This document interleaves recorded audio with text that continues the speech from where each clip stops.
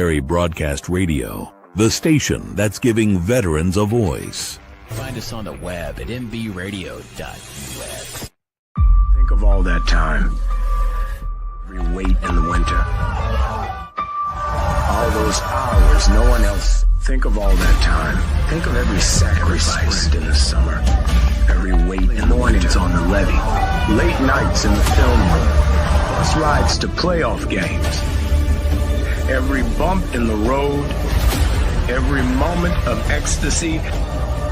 Every moment of doubt. Years wondering.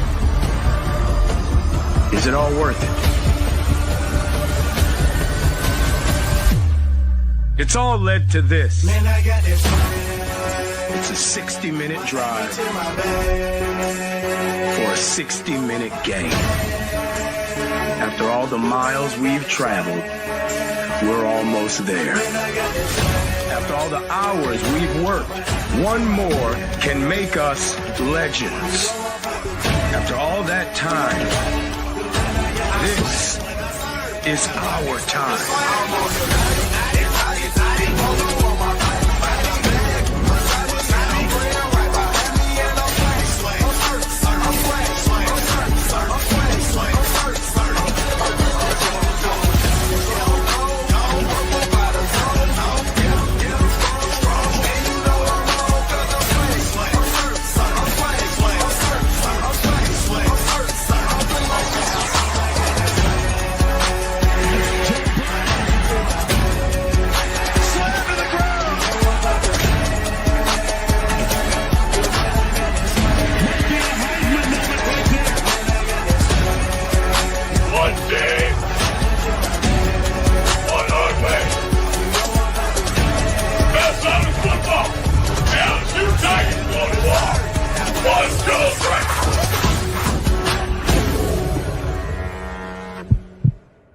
Opinions expressed in this program are those of the speakers and do not necessarily reflect the views or positions of any entities they represent.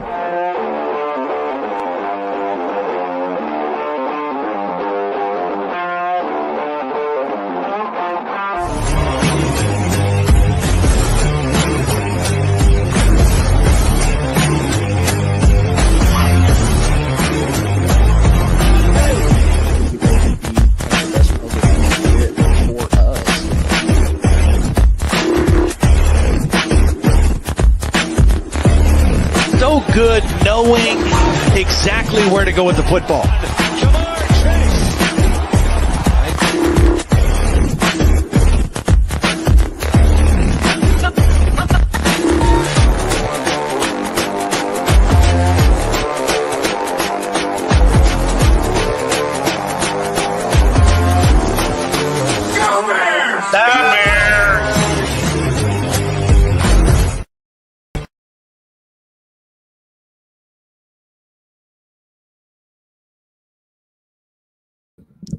There we go. Welcome in, everyone, to another Inside episode of Inside the Hoosier Mind, brought to you in part by Military Broadcast Radio, helping give veterans voice, helping teach them how to podcast, and most importantly, letting veterans' voices be heard. I am back. Welcome into a very beautiful spring sunny day here in the Midwest, at least. It has started to get into spring weather with the 70s and 80s. A little bit on and off rain and whatnot. And of course, it's always cold and crappy whenever the weekend comes by. But nonetheless, during the week, it's always beautiful. And it's a Tuesday evening, so it's extremely pretty out right now. We do have a little bit of football news coming up today. And it's kind of a beautiful mixture because it's something that I love to talk about, both in college football and in the NFL. Because the NFL draft happens this week, actually. One second. There we go. Note to anybody who ever wants to podcast or wants to ever talk, don't have Skittles before you do that. It gets this weird coating in your throat. Just don't do it. But I figured I would do a mock draft, though, on who I think is going to be drafted where, how I think they're going to do and whatnot. Hopefully this is able to be seen pretty easily. I don't think I can. I think I can zoom in, actually. But wanted to kind of give my picks and opinions on what I think is going to be a pretty decent draft and whatnot. there's a lot of teams I've heard different theories and rumors on as far as who they could draft. I'm going to be 100% honest. These first 3 picks, and for anybody who is maybe listening to the more of the podcast version or the audio version, so the top 3 picks are the Tennessee Titans, the Cleveland Browns, and the New York Giants, all of whom need quarterbacks, all of whom have a lot of holes that they have to fill, and they have a lot of different issues. And the problem with having such a deep draft right now is there are so many different ways and so many different players that these teams could necessarily take. And then there's other teams that I've heard rumors about. And of course, I'll also be going off of some mock drafts too, that I've just kind of seen floated around and other rumors and whatnot. And I'll give you my honest opinion on them as we kind of go through. So it should be a little bit of a fun night, but probably a little bit of a shorter episode too. Just because again, this is a total mock draft. We have no idea what's going to happen until Thursday night, at least for the first and second round. I think first, second, and third. Then after that, I think 4th through 7th happens on Friday. But nonetheless, let's get started. So, very first pick of the draft is going to be the Tennessee Titans. Almost everybody on most mock drafts has quarterback Cam Ward out of Miami going to Tennessee. I feel like that's going to fit them really well. Cam is a really solid quarterback. I watched him both at Washington State and at Miami. The only thing that I would have an issue with Cam Ward is he is very lax in the pocket. He has a very kind of nonchalant attitude. If you've ever watched any of his highlights, he will legitimately just stand there in the pocket and throw. Now, albeit that's against a lot of softer defenses in the ACC, he's not going to necessarily be able to get away with that in the NFL. But to me, there would be a lot of questions as to his attitude and his overall just kind of, I don't even want to say laziness, because I don't think he's lazy. He's just very, very chill, very mellow, and not saying you have to be kind of that, paranoid, always on your toes type thing. But when you're a quarterback in the NFL, and there's a very high chance that you're going to get hit a lot, especially with the Titans, who have so many holes to fill to start with anyway, and especially on that offensive line part, and they don't exactly have the greatest weapons right now, you're going to have to figure something out. So I think Cam Ward's going to go to Tennessee. I think that one is honestly a for sure lock. The next 2, though, is really where things could go just about anywhere when it comes to the overall draft. I will say for Cleveland, I know that they are done with Deshaun. Now, I don't necessarily know if Deshaun comes back or not, just because of how much they're paying him. They did re-sign Joe Flacco. Now, obviously, they're not going to win much with Joe Flacco, but he might be able to do, quote unquote, decent enough for them to be able to say, oh, hey, we can afford to tank a little bit and potentially prepare for the future. I know I talked about it on the last episode that may or may not include Arch Manning. We don't necessarily know yet. I don't think Arch Manning would leave after only starting one season. I think he'll potentially be there for this season and even the upcoming season. So we may not even see him until the 2026-2027 draft even, because I don't see Arch doing that. I see Arch Manning and the Manning family as a whole kind of putting him in the best position of, okay, look at the teams that are going to potentially be available next year. Who do you really want to go to that you think you can be the most successful with? And so I think both Peyton and Eli are going to have massive influences when it comes to that, when it comes to Arch and his time to get drafted. But looking at Cleveland, though, I've seen 3 names get thrown out there. I've seen they might want to take Travis Hunter, because he's a great overall weapon when it comes to being a wide receiver and a cornerback. Now, Cleveland does need wide receiver help. That is something that they need, even though it's not listed here on NFLDraftBuzzes.com, their draft simulator or mock simulator. They do need a lot of help with that. And it does say that they need a quarterback. And then, of course, I've obviously seen some things with New York saying that maybe they try to get Arch next year if he's potentially available. If I'm Cleveland, and another name that they threw out there was even Abdul Carter, the edge out of Penn State. If I'm them, I would almost try to shore up the defense, to be 100% honest with you. You paid a ton of money to Myles Garrett.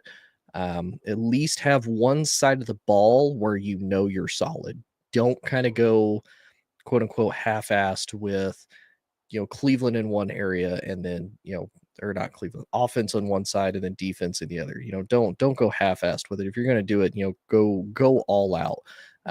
So to me, I would say they draft Abdul Carter out of Penn State. Great edge rusher. I watched him quite a lot this year with Penn State. I think he would be great for them to put on the other side of Myles Garrett. It kind of helps him. It'll help him stand out a little bit more too, because everybody already double teams Myles Garrett anyway, in order to stop him from sacking their quarterback. So I think if he's on the other end, he's going to have a phenomenal rookie year, and he's going to have a much better career if he can have a stud like Myles Garrett on the other side of him. And again, shore up the defensive side of the ball, because even if you get Travis Hunter, who, yes, you have Joe Flacco throwing to him. We saw this past year with Indianapolis. Joe Flacco might have had that magical moment with Cleveland before. I don't think that's going to happen again. And there's a lot of question marks considering the fact that they got rid of Nick Chubb and they haven't re-signed him. He's still sitting there as a free agent as we currently speak. So if it's me, I go on the defensive side of the ball. Now we get to the Giants. And the Giants, I've heard three names out of this. I've heard Travis Hunter, if he's potentially available. I've heard they might try to get Shedeur. I don't think Shedeur is in the picture for them, and I mainly say that because they did get Russell Wilson, albeit Russell Wilson is not going to be the franchise guy. They have Jameis Winston behind him, also not necessarily the franchise guy, but both proven veterans that I think can at least get them through the season and put them in a fairly decent position. And it's better than what they've had ever since Eli Manning retired, to be 100% honest with you. And I don't think Shedeur is going to be okay with potentially being at minimum the third string quarterback. And I don't necessarily know if they would be willing to, cut Jameis or Russ, either one, whoever they end up starting with, just so Shedeur could be the second guy and sit there and learn. I don't think they go that route. I think if I'm New York, I'm probably going to go ahead and draft Travis. So that way you've got Malik Neighbors on one side, you've got Travis Hunter on the other. Travis Hunter can also play defense, which is something that they also desperately need. So if it's me, I'm drafting Travis Hunter if I'm the Giants. Now for the Patriots. The Patriots could go 100 different ways. I've seen them have a ton of different mocks and whatnot. They do need a wide receiver for Drake May to throw to, and at the current moment, they do have Stephon Diggs, which was kind of a big surprise. So I don't necessarily think a offensive weapon is the big thing for them. I do think, though, because they need to reshore up that offensive line, I think they potentially go for Will Campbell. Now, I know Kelvin Banks is there. I think Kelvin Banks is also one of the best tackles and offensive linemen in the draft as it currently stands, but I'm a little bit biased towards LSU. I saw Will Campbell his entire career at LSU. He started as a freshman. He gave up 2 sacks just this season. Just 2 out of all the snaps that he played in the SEC against all the teams that LSU played against. He was absolutely a fantastic stud, and I think if they want a solid guy to line up their offensive line for years to come, Will Campbell is absolutely the guy. Now, this is where it gets interesting. I actually saw, funny enough, I saw a mock where Jacksonville supposedly drafts Ashton Genty. They don't really need a running back. Jacksonville needs a lot. Jacksonville needs a ton of help, but I don't think they need a running back. They do need a defensive tackle. I do think they need their offensive line shored up as well. They do need a defensive back. But if I'm them, and even though one of the Jacksonville legends, and I can't remember who specifically, but I know one of the Jacksonville legends didn't actually want them to draft Mason Graham. But I think that's who they end up going with a 5th overall pick. Now, this is where a little bit more of the drama and a little bit more kind of the interesting things happen, is because now you've got the Raiders sitting there at 6. If I remember correctly, the owner, the son of Mark Davis, who currently owns the Raiders, he is absolutely dead set on and albeit I should have prefaced this by saying this is barring any potential trades that may or may not happen between any of the teams. If the Raiders are still sitting there at 6, and if Shedeur Sanders is still sitting there, barring anybody making a trade up with either New England or Jacksonville, because I could see pretty much either one of them making that trade to, trading back and another team moving up to get a guy that they want. If I'm Oakland, if I'm Vegas, yes, you do need a running back. However, I'm hesitant when it comes to getting a running back in that early in the first round, especially with how deep this running back class is, because you not only have Ashton Jeanty, you have Travion Henderson out of Ohio State, you have Quentin Judkins out of Ohio State. Those are probably the three top running backs in the country just coming out of those three schools between Boise State and Ohio State both. So I don't necessarily know if you need to get your 6th overall pick for a guy like Jeanty, especially considering he only ran for, I think it was a little over 300 or 400 yards just between Oregon and Penn State. Other than that, he faced a lot of Mountain West teams that don't have the greatest of defenses, and he's able to shine. I'm not going to dismiss the fact that he still ran for over 2,000 yards. It's incredibly impressive. I don't want to take that away from him at all. But I don't think you're worth the number 6 overall pick, if it's me personally. But I think if he's there and the Raiders are really dead set on it, I think they go ahead and draft him just to kind of start. But we are about at the 15-minute mark. I will take a quick break. When we come back, we'll get through the next little bit of rounds, next little bit of teams, and we will keep going from there. But we will take one quick break, and when we come back, as soon as I find the commercial, there it is. Tune in to Clatto's Cacophony of Sound every Saturday night from 9 p.m. Tune in to Clatto's Cacophony of Sound every Saturday night from 9 p.m. to 12 a.m. Eastern on Military Broadcast Radio at mbradio.us or on Twitch at DJ_Clatto. MBR, giving veterans a voice.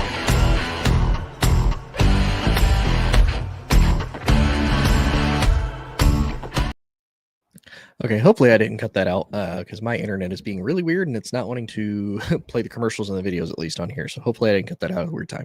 But nonetheless, welcome back to Inside the Hoosier Mind, brought to you in part by Military Broadcast Radio, helping give veterans a voice and letting their voices be heard. We are back doing a little bit of a mock setup draft for this upcoming Thursday night with the NFL and all the great college players that are going to be coming out of it. I need to preface by saying all of this is a mock.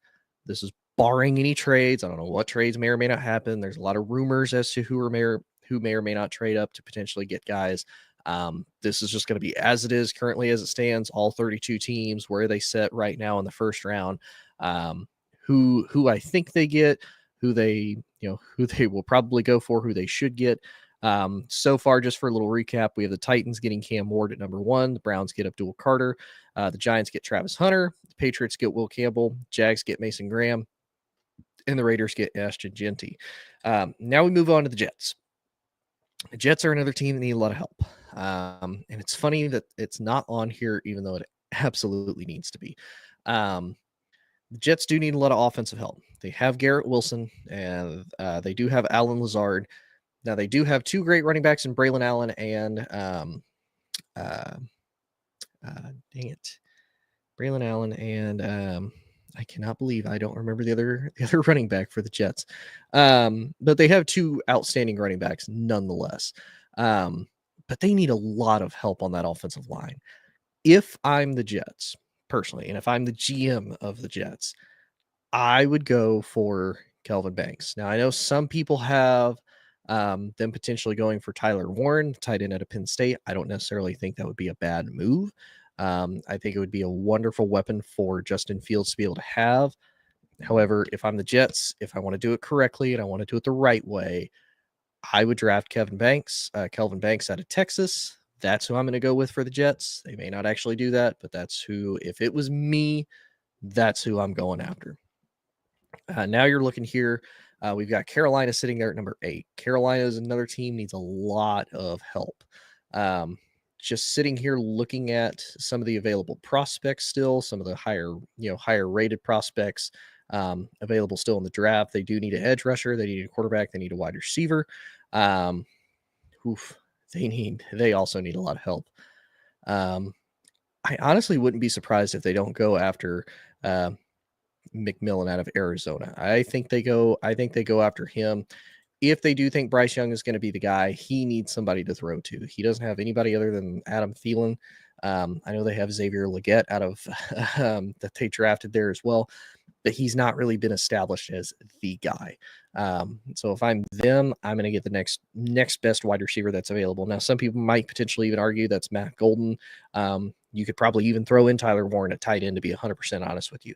Now, I don't know if Tyler Warren falls that far, again, to be honest with you. And again, if there was anybody that's potentially going to trade up to get somebody like Shador, I think it's already going to happen within the first 10 picks, but we will absolutely see. Now the Saints also need a ton of help. There's been another rumor that the Saints, if Shador is available, they would go after him, especially with the fact that they're wanting to get rid of Derek Carr. Derek Carr has a ton of injuries. He apparently wants out of New Orleans because his shoulder is hurt. They also lost their offensive lineman Ryan Ramczyk to basically to a career-ending injury. So all honesty, I wouldn't be surprised if New Orleans, if Shador is still there, if they don't draft Shador. That gives them the quarterback for the future. That's somebody they've been looking for ever since Drew Brees left. I know they tried the whole Taysom Hill thing. They've tried Derek Carr. Spencer Rattler, I felt like filled in pretty decently for them at the end of the year last year. But they have had a ton of salary cap issues the entire time for years. And I don't necessarily think they're going to be able to, get away from that unless they draft rookies and really just build their team from the ground up and just kind of hope for the best until a lot of those salary cap, so they eventually get past a lot of those dead numbers and that dead money. So we'll move on to the Bears with the number 10 overall pick. Now the Bears do need a lot of help on the offensive line. They've made a lot of trades, but it wouldn't hurt to have depth. The Bears offensive line has been a lot of question marks. I know probably even Mike might agree with me as he's watching this. I've heard a lot of people say the Bears need to potentially get another running back. I've even seen a Instagram photo make shop that somebody did of Ashton Genty in a Bears uniform. I'm not opposed to it, but I don't necessarily see them going, oh yeah, we absolutely need to get this guy. No. Don't go doing that exactly just yet. So if I'm the Bears, I would get Armand Bimbu out of Missouri. Also another great offensive lineman. Mizzou had an absolute stacked offensive line the last couple of years and whatnot. Mike, Bears, give me Will Campbell. So, buddy, I will say, in this, without any trades, I got Will Campbell going to the Patriots at 4. However, if Bears could get my boy out of LSU, go Tigers. I'm not necessarily going to be upset by any stretch of the imagination. But I think Mimbu would be a really good depth piece in there for them, potentially give them another tackle. And again, even a rotational piece just to help really shore up that Bears offensive line and just help protect Caleb for years to come. The 49ers. So to me, they're going to try to replace all the defensive great players that they lost just throughout this past offseason and whatnot. They lost Shavarius Ward, lost a lot of linebackers in Greenlaw and whatnot. So to me, I think they go after Jahdae Barron out of Texas. Also a solid corner. Texas had a great defense all year. Really the only time they kind of gave up anything terribly bad was either against Georgia or against Ohio State. Now I know Arizona State technically counts, but that was mainly Cam Scatterbo, one of the two. He absolutely ran through them the entire time. So don't be surprised if they don't go for the cornerback route. And then there's Dallas, my former team. Dallas is another one that needs a ton of help. It's funny that they have, at least on NFL Draft Buzz, they have their top 4 positions being defensive tackle, running back, defensive line, and linebacker.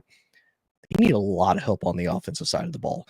They lost Brandon Cooks. He actually went back to New Orleans. They still have CeeDee Lamb. If I remember correctly, they have paid him or they're waiting to pay him, one of the two.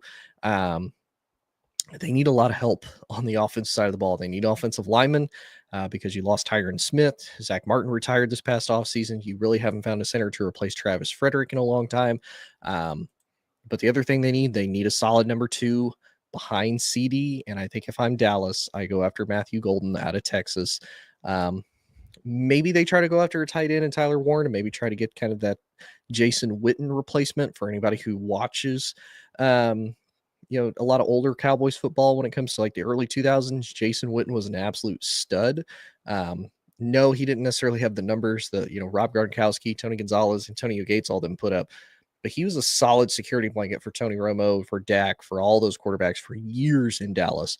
So don't be surprised if they go wide receiver with pick 12, especially with kind of where they're at. They have a pretty good pick of just about anybody that they want, and they could really make that work. So don't be surprised if that's who they go for.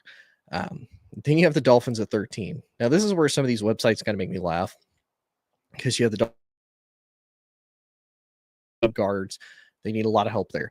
Their third is they need a quarterback. Now, I don't think they need a quarterback to necessarily replace Tua. I think they're looking more at depth behind Tua, just because of his, given history with concussions, getting hit in the head and whatnot.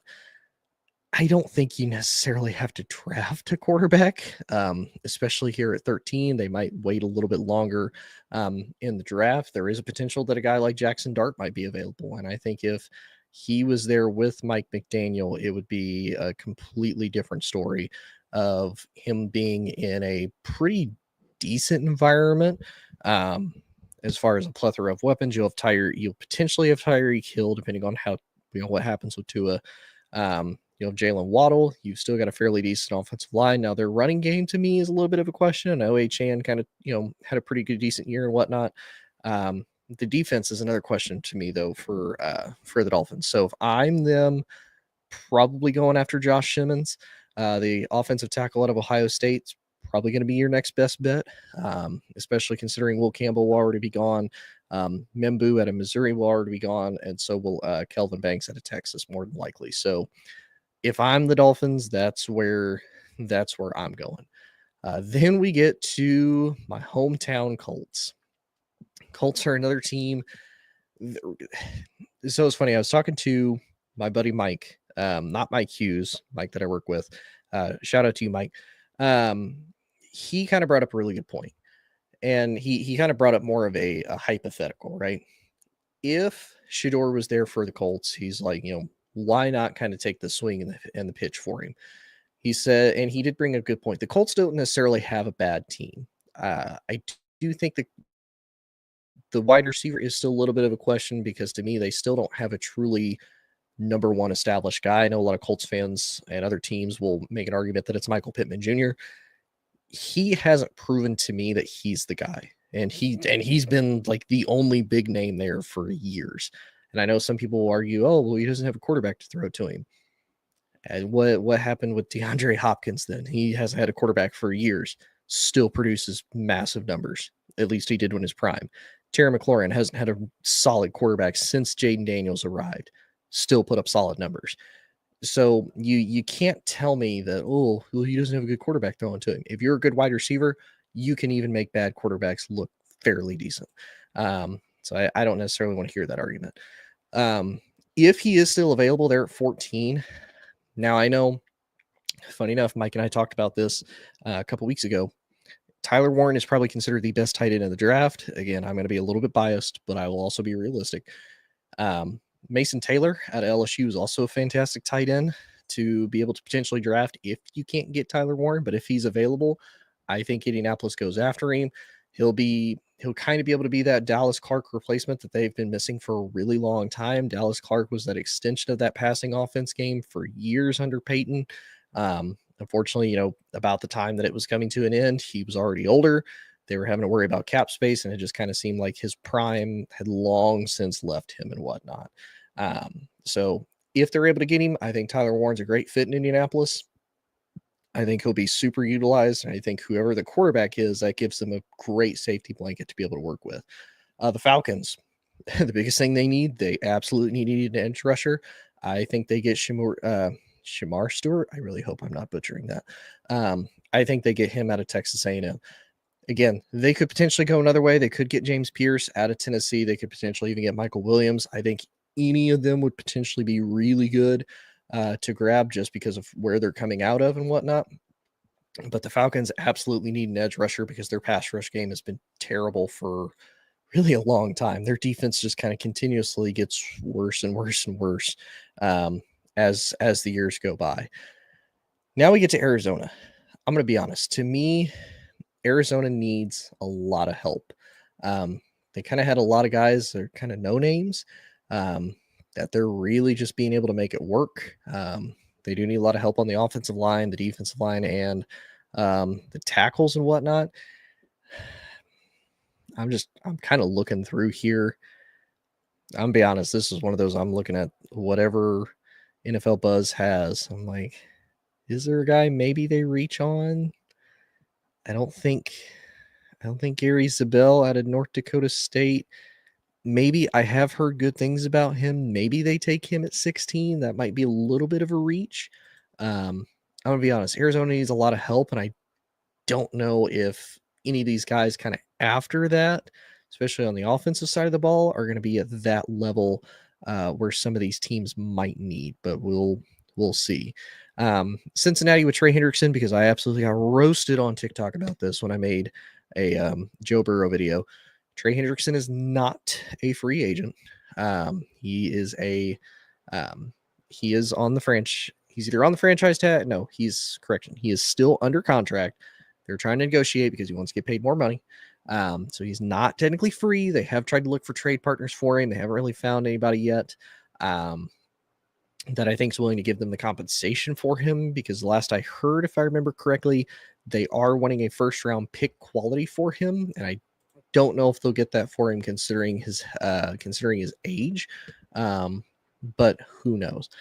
I think for them, they would probably go after Mikael Williams or one of these defensive ends out of the SEC. I think they might even honestly go for James Pierce out of Tennessee. I really liked watching him this past year with Tennessee. He was absolutely fantastic. For Seattle needs a lot of help. Seattle's sitting there at 18. They do need a tight end.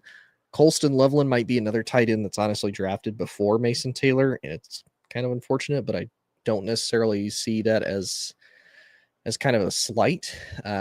Just because, all honesty, looking at some of these guys, yeah, if you're labeled a first round pick, you kind of have that like stigma put on you. But again, we've seen guys drafted in the first round that pretty much we all knew weren't first round picks, but people put them in there anyway because they just really, really, really wanted to reach. But we are going to take a real quick break, though. We have reached about the halftime part. When we come back, we will get on to the second half of the draft, kind of finish up with a lot of the teams and whatnot. But in the meantime, please enjoy. Trying to find a pretty decent song to play for all of y'all as we are waiting. We're going to do, if it plays, hopefully on my end, we're going to play You Can't Spell Hero Without Her. I don't remember the artist's name. Unfortunately, it is a newer song. Pretty good. But when we come back.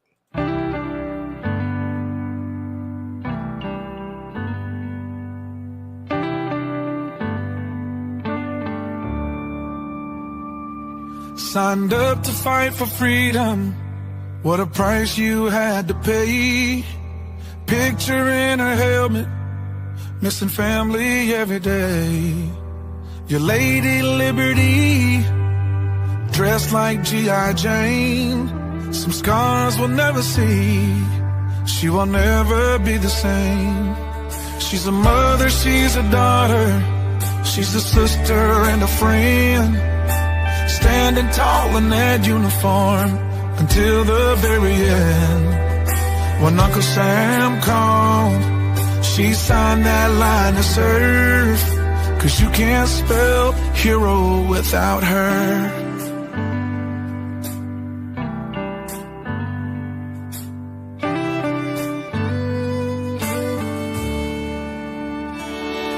On that old dusty base with the meadows that shine, she's been to hell and back for the stars and the stripes. Your Lady Liberty, dressed like G.I. Jane, and some scars we'll never see, and she will never be the same. She's a mother, she's a daughter, she's a sister and a friend, standing tall in that uniform until the very end. When Uncle Sam called, she signed that line to serve. 'cause you can't spell hero without her. Yeah, yes.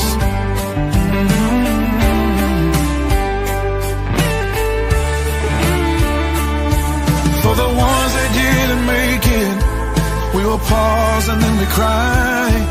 We can still see their smile in every sunrise.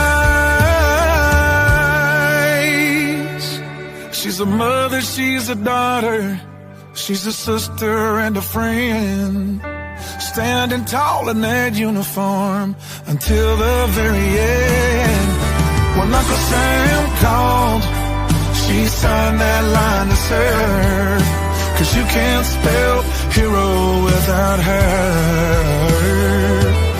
'Cause you can't spell hero without her.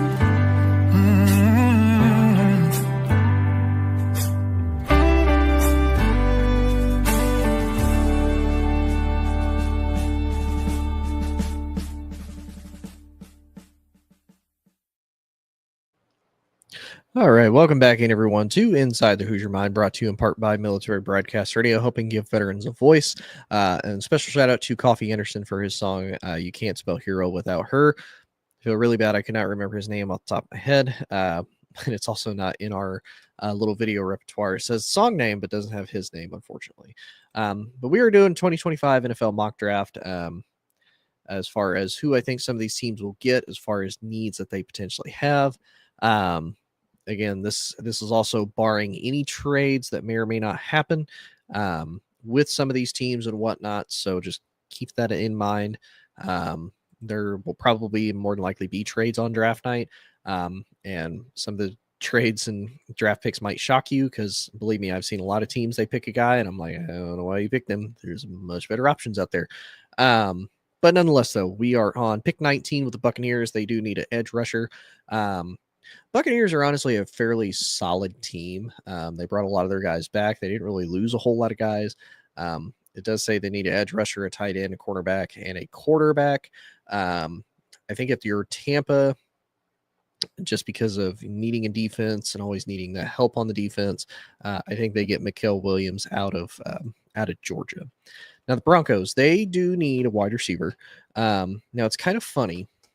I have heard a couple of rumors, and again, I don't know if they would necessarily spend a first-round pick on him or not, but I have heard that they would want to try to pair Tez Johnson, Oregon wide receiver, with his former quarterback in Bo Nix. Now, I don't know if they would go that deep and put a first-round pick worth on him, but it is potentially possible.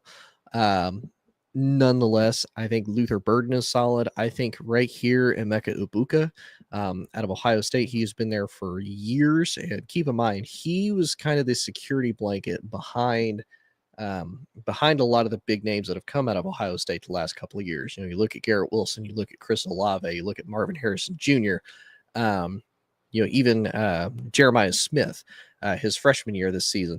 Emeka Ibuka has always been quietly one of the best wide receivers that Ohio State has had for an extremely long time. So don't be surprised if he potentially goes first. I know they may not have him that high, but for a team that may potentially need a solid wide receiver, don't be shocked if somebody doesn't grab him. I do think they might give a little bit more props to Luther Burden, maybe just because of statistics wise. But nonetheless, I think if you get Emeka Ibuka at any point, you have a more than solid wide receiver to be able to work with.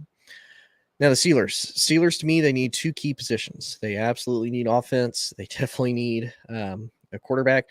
I know it says they need wide receiver. You just traded for DK. You still have George Pickens. I don't think you necessarily need that. Now, I do think they do need a little bit of help when it comes to their running game, since they let Najee Harris walk. But that's just me personally. I think if they do need a linebacker, I think they go for Jalen Walker out of Georgia.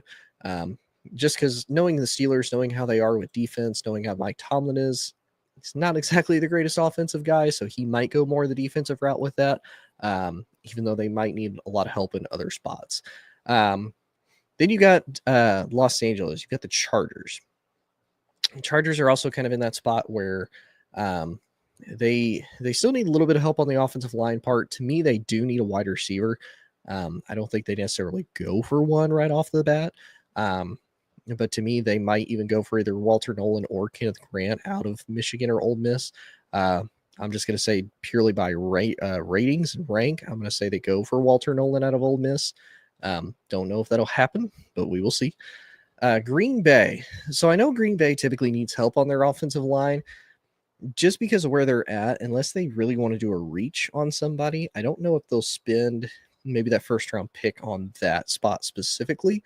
But they do like their defensive backs. If I remember correctly, they ended up letting somebody go. And I know Jair Alexander has been hurt the last couple of seasons. Don't be surprised if maybe Will Johnson falls out of Michigan a little bit and ends up going into Green Bay. So don't be surprised if that potentially happens. Then you've got the Vikings. The Vikings are kind of another one of those spots where they actually signed a couple of offensive linemen, both from the Colts, in the center and the guard. From Indy. And again, I don't know if that's to be starters or a little bit more depth nonetheless. So I think they'll probably find somebody maybe in the later rounds. But in the meantime, they might go for Siobhan Revell out of Eastern Carolina, or I don't know if they would try to put Nick Emanwuri out of South Carolina, maybe more in the defensive back role, but we will potentially see. I'm going to say just based off of the pure position ranks and ratings that they have right now, I'm going to say they probably go after Siobhan. And to me, this is funny that they have the Texans, their need at running back, even though they signed Joe Mixon, who was solid for him. If anything, the Texans need a lot of offensive line help because they traded Laramie Tunsil to Washington. So I don't necessarily see why they would go after that. My personal opinion. But you never know. We'll say for the Texans, just because of where they're at, and kind of what they need. Again, this is going to be a really reach. They might try to get Josh Cornerly out of Oregon just because of the fact that they need an offensive lineman, and I don't think that's too bad of a reach. I know this has him, I think, rated about a second round pick. So wouldn't be surprised they maybe get him late in the first. The Rams, another team that needs a lot of help. They do need an edge rusher, even though they got 2 edge rushers, both out of Florida State last year. So I don't necessarily agree with that pick or that assessment of what they may or may not need. So if it was me and they need a linebacker, they do need a tackle. I'm going to say Jihad Campbell out of Bama. He might be another one that somebody probably moves up to get him or maybe picks a little bit early. I think that's kind of the bad part about some of these drafts when they're so deep with talent is there are going to be guys that fall and you're like, how could they fall? You only got 32 spots in the first round, so only 32 guys are going to get picked. So you're going to have a lot of dudes that are going to be solid that probably fall a little farther than what they necessarily should. Then you've got, wow, some of the rest of the picks that are left, kind of it's surprising because again, every team almost always needs offensive linemen. So looking at the Ravens, that's a lot of what they need is just offensive help more than anything. I think they would go after Tyler Booker, the guard out of Bama, because again, I think a lot of the main offensive line pieces are going to have already been drafted early in the draft because again, it's one of those, it's hard to find good offensive linemen early on in the draft. This is also crazy that Xavier Watts, the safety out of Notre Dame, might potentially fall into the second round. That's absolutely nuts to me. But then, of course, you got Caleb Johnson, a running back at Iowa, another solid running back that you could extremely easily plug him in somewhere and be great. Same with kind of Travion Henderson. They've got him in the second round. I've even heard arguments he might be a first-round pick. Now, Jack Sawyer, I don't think he's necessarily bad at a second round. I kind of see him more as a third personally, but that's kind of getting off topic. We'll get back into this. So Detroit sitting there at 28 says they need a center. Detroit could always use more help on that offensive line just to kind of help protect Jared Goff. They had a ton of injuries. I kind of wouldn't be surprised if if Detroit maybe doesn't go more defensive side of the ball. Because all honesty, if you looked at what Detroit had last year, they struggled when it came to the defense with just an absolute ton of the injuries. So they might go for one of the guys, maybe one of the top defensive guys left. I know Kenneth Grant's here. I know Mike Green, the edge here from Marshall. I'm going to say they probably go for an edge just because that's what they have listed. They might go for Kenneth Grant at D tackle, maybe move somebody in or somebody over, but they need to pair somebody with Aiden Hutchinson to be able to make that work a little bit better than what they currently have right now. Then you got Washington. Washington needs an edge. They actually did shore up their offensive line pretty well, and they need a cornerback. Now, they did trade for Marshawn Lattimore, which is absolutely solid, but that secondary has kind of always been a question mark for them. I'm going to go kind of against what their little needs that they have on here is. I think, to me, if I'm Washington, I go after a wide receiver to be able to pair with Scary Terry. Now, I know they got Debo, but there's a lot of questions with Debo as far as his injury. Is he still the same guy after he got paid? Because we've seen this throughout the NFL and throughout the people's careers. They start out really good, and then they kind of turn to poop once they get paid. So I wouldn't be surprised if Washington maybe doesn't try to go after Emeka Ibuka, get the guy that I think he wasn't there for Scary Terry. I think Scary Terry was just before his time. But nonetheless, though, I think he's there to really give them a boost, really help Jaden Daniels, give another security blanket, and again, have a young guy there for Jaden to throw to for years to come. Now for Buffalo, they also need a lot of help just about everywhere. They do need it on the offensive side of the ball since they let Amari Cooper walk. He is still technically a free agent. I know they have Keon Coleman. So the Bills will be able to make it work. But don't be surprised that Bills defense does need a little bit of help. I think they go after Nick Emanwuri, who's left. Now, again, this might be one of those, maybe the Bills trade back if somebody wants to come back in to potentially get it just because of where they're sitting. The Bills did honestly pretty well with house money last year, and these guys are going to, the theory is they should potentially get nothing but better. But we will absolutely see. Now you've got the Chiefs. The Chiefs absolutely need offensive help. I don't know if they stay in the first round to be able to get that, or if they potentially come back.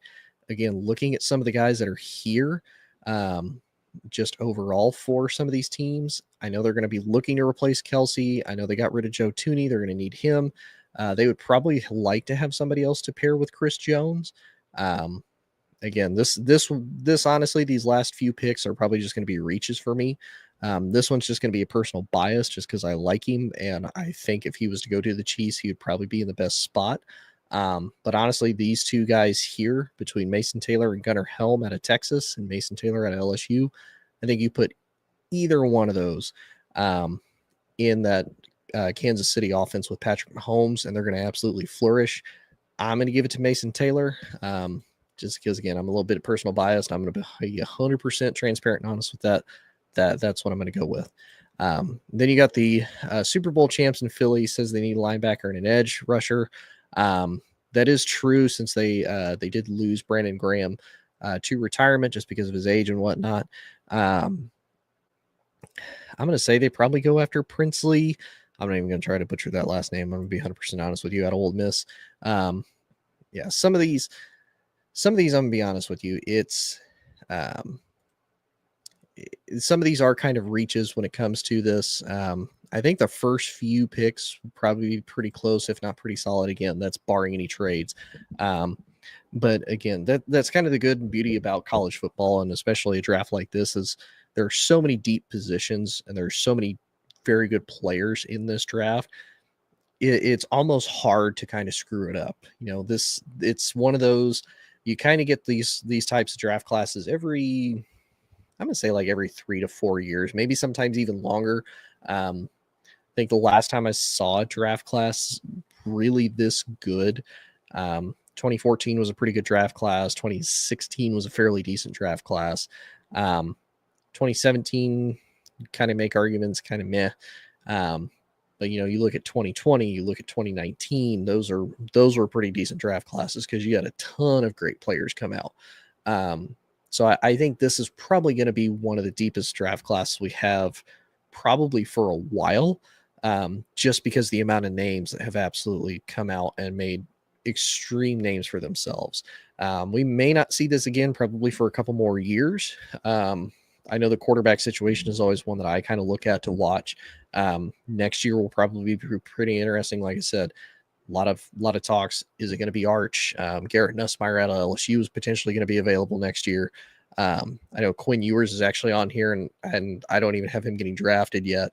I got a comment from Jeffrey Champion on YouTube. Seems like the Browns are going to go Jalen Milroe and Travis Hunter because their manager talks highly about those two and nobody else like that. I have seen that too. I did see that report where they might try to go for Jalen Milroe. Here's the thing that I have with Jalen is I did not like him at first when I watched him start for Alabama, especially after Bryce Young left, or when he had to fill in for Bryce Young a couple of times. It looked like he didn't know what he was doing when he was playing the position. Now he is absolutely grown, can't deny that at all. He definitely had a breakout season this season. To me, do you want to potentially take that risk if you're Cleveland? What's the running back situation look like since you got rid of Nick Chubb? I think that offensive line is still fairly solid. I know last year they had quite a bit of injuries happen. Wide receiver wise, I mean, who are they going to throw to? I know they got Jerry Jeudy. Jerry Jeudy has been kind of one of those, hasn't really lived up to his potential. Even when he got drafted into Denver, there was a lot of question marks about Jerry Jeudy, which honestly ended up leading to him getting traded out of Denver to Cleveland. So I don't know how successful that'd be. I'm not going to deny that they may or may not go for it. It's the Browns. Anything is possible. He says, plus the Browns has Jalen Milroe as a coach. It is possible. I'm not necessarily going to disagree with you because I've definitely seen those reports where they might potentially make that reach as far as maybe drafting Travis number 2. And then I don't know if they trade back into the first round to get him because they have actually, if I remember correctly, they have the first pick of the second round. Yeah, they have the first pick of the second round. They have pick number 33. So they might honestly get Milroe there in the beginning of the second round. So I'm not going to deny that is extremely possible. Again, it's one of those, it is a deep draft. So, you do have guys like Jalen that aren't necessarily first round caliber type of quarterbacks, but somebody may take them and just say, hey, spend a second round pick on him. Let's see what they got. Cause you've got Milroe, you've got Quinn Ewers.